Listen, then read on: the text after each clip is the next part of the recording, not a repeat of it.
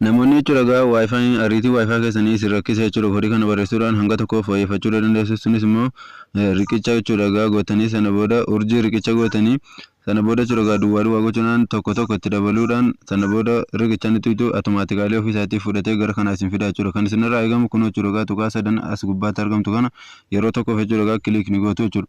Sana booda kun akkuma argitan wifi kan jettu kana yeroo tokkoof kilik ni gootu jechuudha. Kun haala kanaatiin yeroo inni seentu sana booda bakka jechuudha 00 jettu kanatti jechuudha kun argaa jirtu yaada bakka duwwaa kanatti ni guutu jechuudha. Kan isin guutanus kun haala kanaatiin tokko gootu jechuudha. 0 hundayyuu bira balleessanii tokko gootu jechuudha. Kun haala kanaatiin ni barreessitu. Sana booda jechuudha kan isinirraa eegamu